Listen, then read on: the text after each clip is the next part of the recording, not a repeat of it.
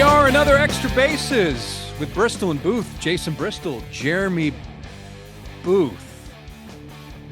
What are you doing, Jeremy? I don't know. I'm all out of sorts, man. I'm kind of stretching a little bit, and I got a little shoulder impingement. Yeah. Just don't worry about me. Okay. Anyway, Well, I'm done with Texans fever because the football season is over. That's why we didn't have a podcast or a show last week, because I was too wrapped up into our coverage of the Houston Texans, and you were outside the country, correct? yeah, I was in the Republica Dominicana. Mm-hmm. The Caribbean Classic. Pretty good players, as a whole. I mean, we had the A American lot of players familiar names that I saw.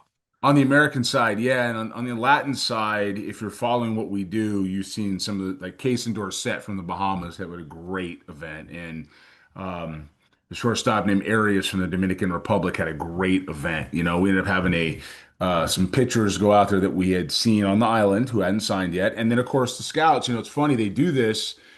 They sign players that we have that we like that are putting in this event and putting these events. They sign them right before the event starts. So you have to go ahead and find all these other guys to fill So then you in, need to do Plan B, is what you're saying. and C and D and E and F and G, right? I mean, it's like, and the thing about the Dominican Republic, I will say this for people that have never been down there, they're literally riding down the street on motorcycles throwing 95. Like I've actually gone out and like, hey, we need some pitching today. This guy didn't show up. Walked outside to the road, saw guys driving by. Hey, do you pitch? Hey, do you play? Yep, I pitch. You any good? Yeah, I'm okay. Comes back in 94.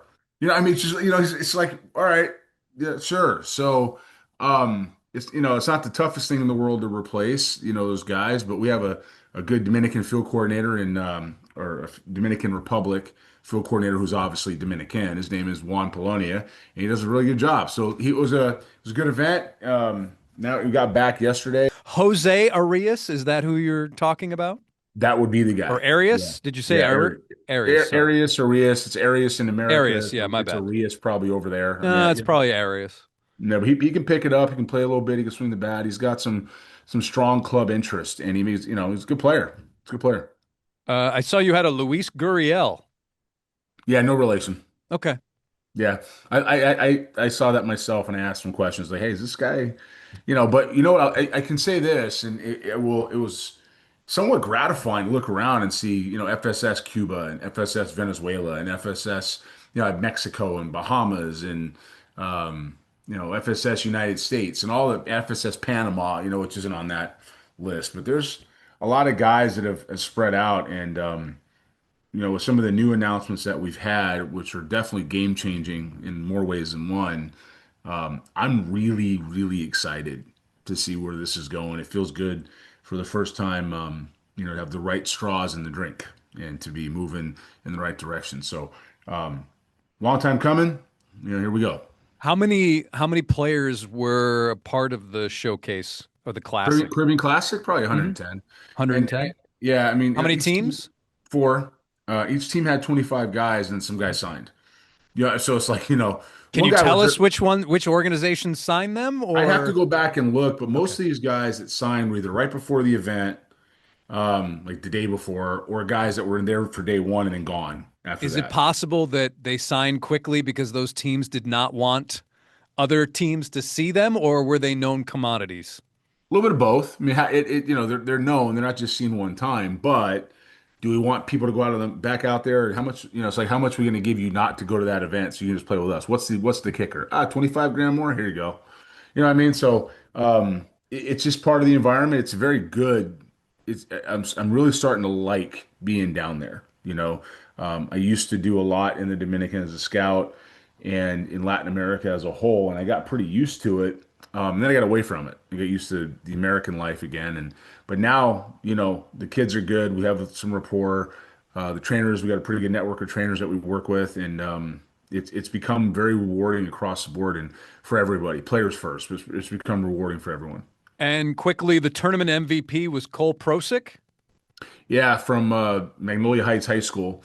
3-year guy here, flat out rake. Same high school as Cooper Pratt, who'll be in the big league camp with the Brewers this year, I believe. But Cole. Comp? All right. So if he's a third baseman, he's it was this was a comp given to me by a scout that was there, Hank Blaylock, who's a third baseman. Yeah, Ooh. he's a good player. And if he is a catcher, which he started to do, he can do it. That's $1 million more in his pocket. And so, Hank Blaylock was a third rounder. Cole's a little bit better than that. Not nothing against Hank, but as far as the draft and this, and he probably moves up to the comp round. As a catcher, if you can do it, I think you can do it. So we'll be spending some time with him. Our catching coordinator will spend some time with him. Chris McMinn and Magnolia Heights and his crew are doing that. So looking forward to what he did. But he earned every bit of it, man. That boy can hit. Is that something that he'll be doing in the high school season, or is that something the catching that only you guys will be working with him on? Well, they've got Cooper Pratt's younger brother, Quincy, there as well at Magnolia Heights. And so they'll be flipping, back and forth between catcher and third base. So one guy catches, the guy plays third, one guy plays third, the guy catches. So, Quincy Pratt, I've comped to Buster Posey. Cole is a pretty good player, catching wise. The body tends to fit. It really does. I don't know where he's going to play as far or what the comp is going to be, but he can catch. If he can catch, he's big leaguer, quick. All right. Well, since we last saw all of you, a lot has happened in the world of baseball. We have three topics here today, Jeremy. One, two, three. We have the Hall of Fame. We have Kyle Tucker, and we have Alex Bregman signing with the Chicago Cubs. Which number would you like to start with? One. That is the Hall of Fame. Yes, sir. Carlos Beltran, Andruw Jones, both elected. Any issues? Certainly, there are some people out there, the cheating scandal with the Astros, and that Carlos Beltran was reportedly, arguably, allegedly the ringleader. Are you okay with Carlos Beltran going in? Yeah, I mean, look, the rules at the time they started doing this weren't. In black and white, Yeah, and in what some ways. they weren't the only club doing it. The reason why the Astros are hated or were hated across baseball and still are to some degree has very little to do with the cheating scandal. That just put it over the top. They're hated because of how Jeff Luhnow treated everybody. People don't understand that when it comes into the game as a whole, as far as baseball personnel and what happened with with how he gutted it, the upper echelon of the game doesn't like him because of that. I say that to say this. The fans really don't like it because of the cheating scandal. Yes, However, the yes. cheating scandal never gets out there if it's handled differently with Luno and the people in the front office. I mean, look at the other clubs that were doing it. I'm not going to name them because it's irrelevant now, 8 years Yeah. later. But look at the other clubs that were doing it that have zero discipline, like none. Or so I don't really necessarily look at CB and I say, he shouldn't have been doing that. I know Carlos a while. When the Mariners were making a push at him, I was involved in bringing him over or trying to bring him over rather. Noel Sevilla, who was a scout that signed Edwin Diaz and grew up with Carlos, so they've got some history. And then we've done some work with the Beltran Academy down there. Last time I saw him, matter of fact, we talked about the cheating scandal a little bit. Last time I saw him, and he was a little fired up because he had been let go by the Mets. It's been a couple years since I've seen him let go by the Mets because of it. So it's good to see it come full circle. He's obviously back with the Mets in that capacity. He went to the Yankees after that as a special assistant, and I actually saw him in New York, Jay. If you remember that, we were there. Yep. I saw him on the field there. So I'm happy for him. He deserves it. He was a heck of a player. And he's better than some of the guys that have gone in, regardless of position. So good for him. Jason Stark brought up a good point, or an interesting point, was we haven't seen, even though it is one of the most glamorous positions in baseball, the center fielder, we have not seen a lot of center fielders be inducted. And now we are getting two in Carlos Beltran and Andruw Jones. And it's also interesting which cap. Carlos Beltran is one of those players that he played for a number of teams. And which cap will he wear on his Hall of Fame plaque? He believes that it will likely come down to the Royals or the Mets. And ultimately, the Hall of Fame has the final say, though the player does have input. Well, the Royals was a team that drafted him. And that Correct. was that 7 years, 6 years he was with them in the big leagues? Something like Yeah. that. Okay, the Astros, he was there for 2 years, right? 2005. That sound right? 2005 or is that Four, I four? think. 2004. Because And they then of didn't, course, yeah, they didn't make the World Series. That 2004 team was legit, and they didn't yeah, make it. that's right. And then 2005, they then make it the next year. and that was a 7 year deal in New York, right? There.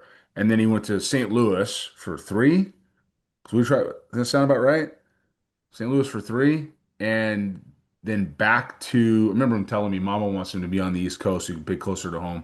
So I never forget that conversation. And then back to the Yankees, right? And then to the Astros. Does that sound right? Texas, Went to the Rangers too. yeah. In what year? This would have been 2016. He goes to the Rangers. Actually, he split the season, Yankees and Rangers. That's what okay, yeah. So I knew he was a And then the Yankee. Astros at the age of 40. And certainly one of the reasons that they brought him there, the Astros, was for that veteran presence. And the numbers weren't great, but obviously his impact on the team as a veteran, that is something that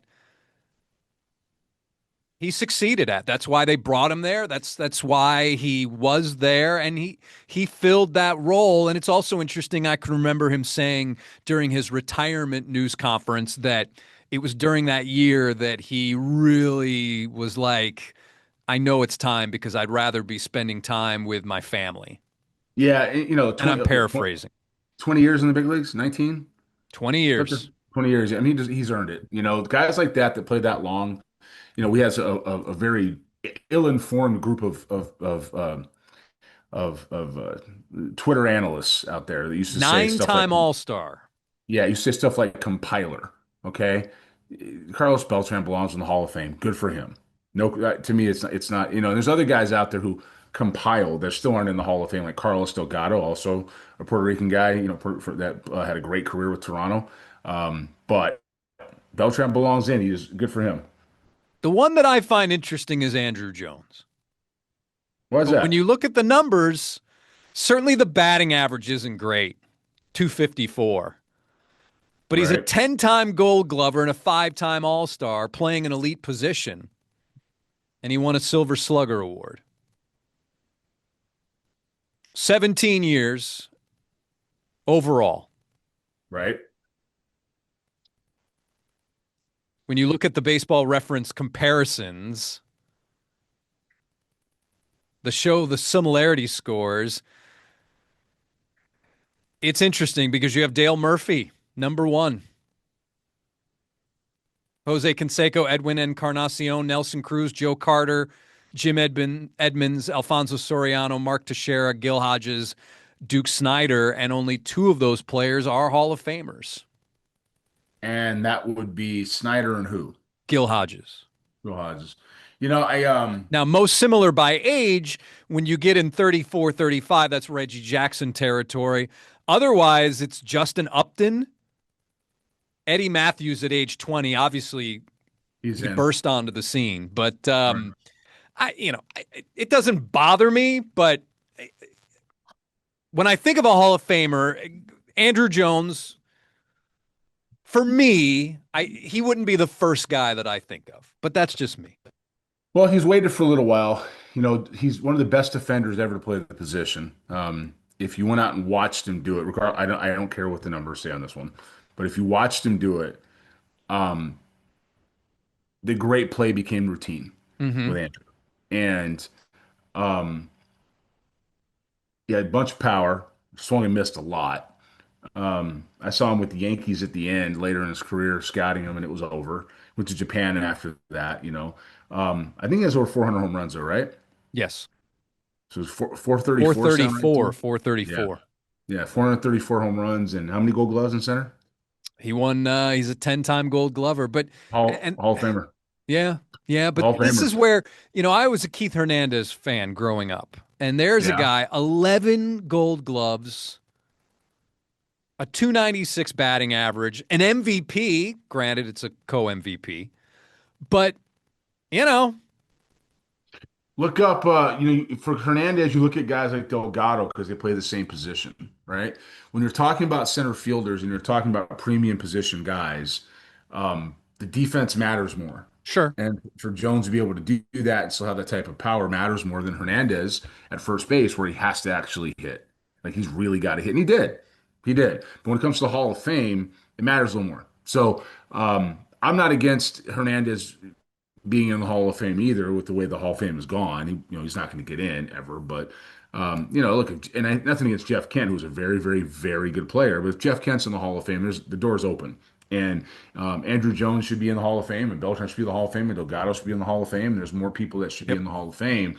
The Ricky Hendersons, Reggie Jacksons, um, uh, Bob Gibson's, George Brooks Brett, Robin Robinsons. Yeah, I Yount. mean, right. Those guys are not running around anymore because the game's played differently, and they're still going to be revered for the rest of their lives above the people that are playing now. And that's something I think that people forget. We do all this war stuff, and I'm not against that. I get why we use it, and we do all the baseball reference statistics and baseball savant and this savant and that algorithm. I get it. But the people that, because we use data and analytics all the time on this side, with what we do, and we're good at it. But so there's a place for it. I just will say this. The players that are going in the Hall of Fame now will never have the same reverence as the players that were going in before. And it doesn't matter what this era says about it. So they got to put somebody in there, right? Canseco's not a Hall of Famer. No, he cheated in his entire way to the big leagues, admitted it and loved it and said, I did it and that's that. So he's not a Hall of Famer. Um, the one I struggle with is always going to be, and to the just as the reverence, Ken Griffey Jr. is a Hall of Famer and should have been. He earned every bit of it. Barry Two Bonds. guys, yeah, it's Bonds. The other guy's A-Rod. Um, I think Clemens should belong in that group. yeah, I do too. I think that you're looking at Bonds, who was a Hall of Famer beforehand.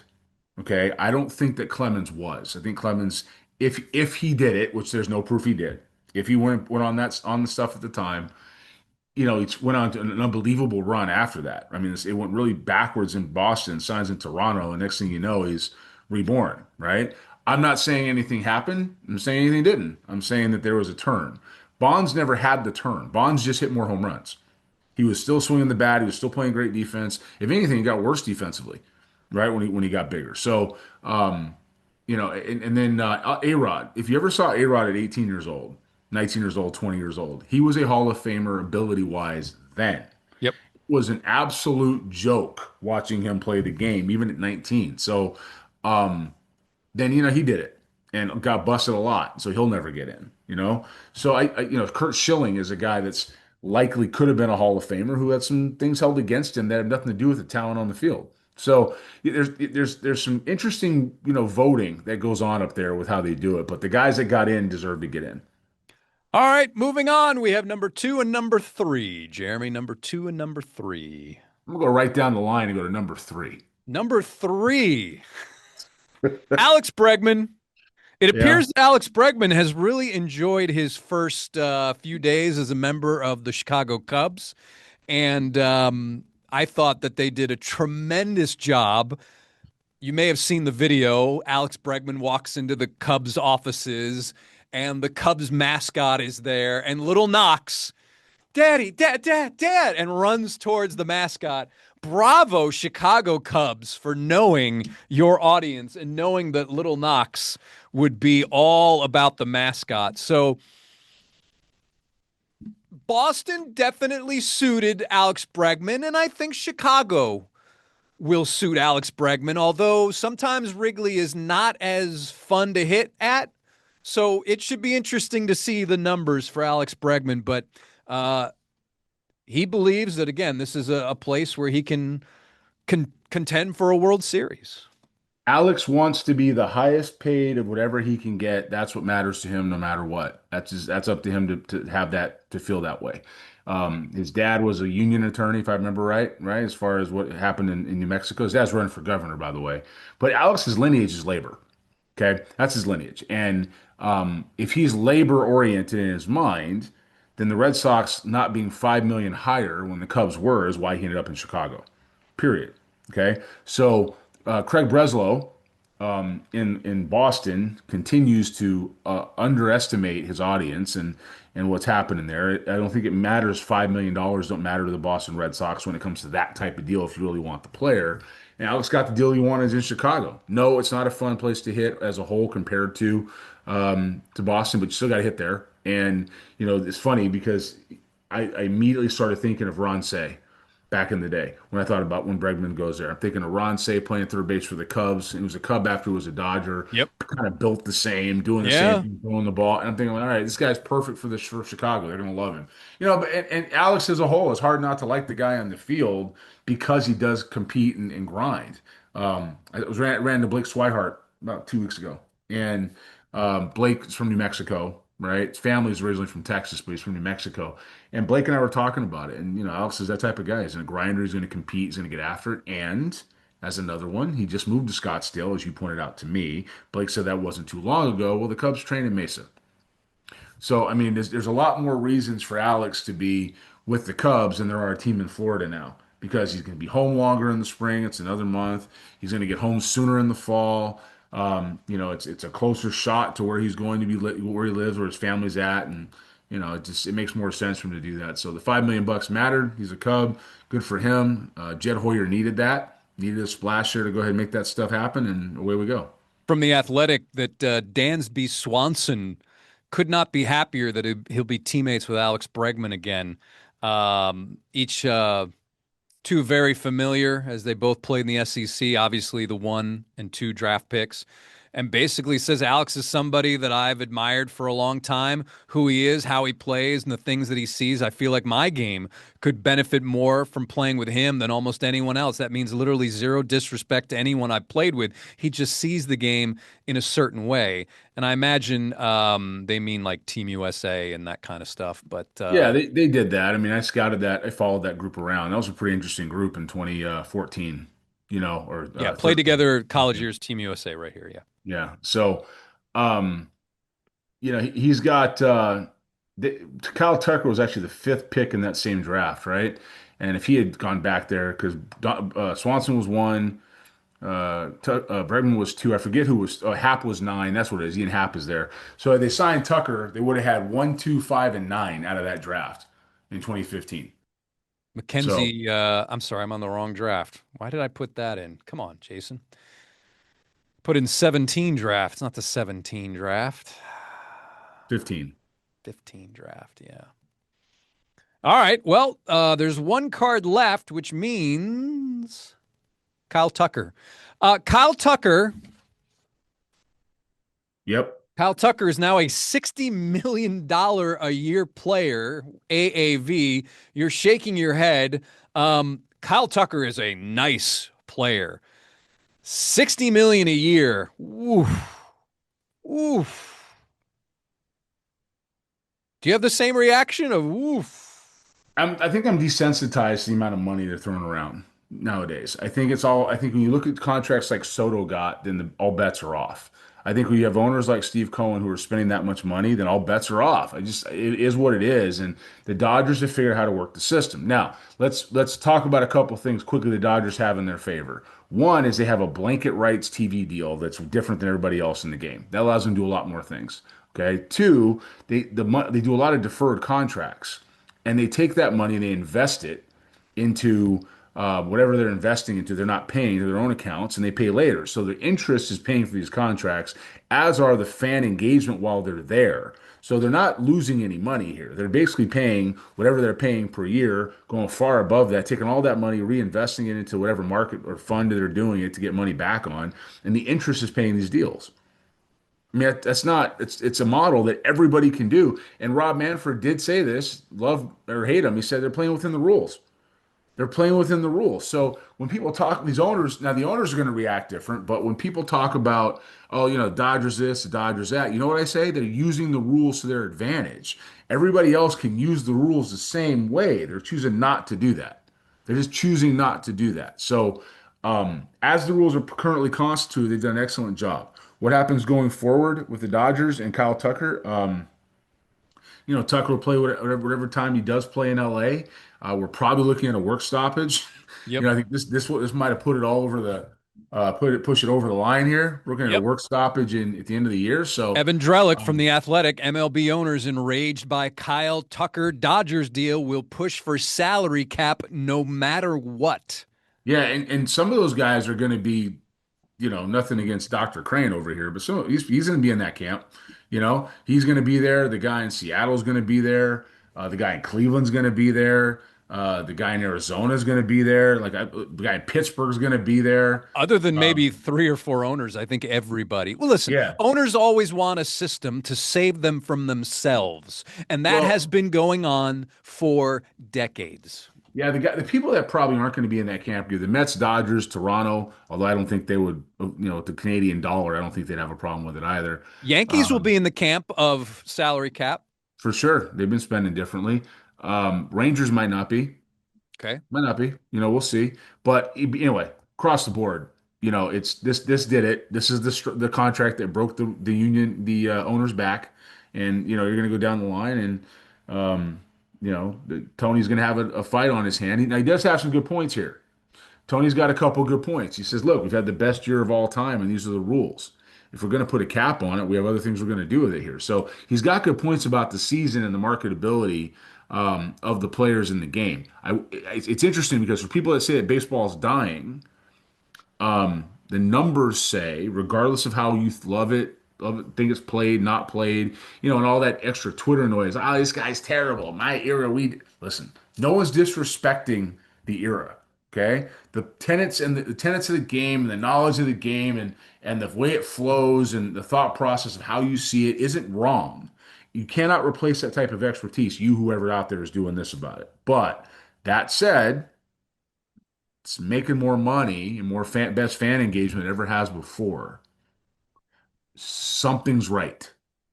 Okay, something's wrong. A lot of stuff is wrong with it. There's some couple things that irk me, but I don't get all fired up about the swing and miss all the time because that's how they're choosing to play the game. I don't like it. I don't like it. It's aggravating. I wish it was, more active, but the fans are coming to the ballpark. What you want to tell? What you want to say?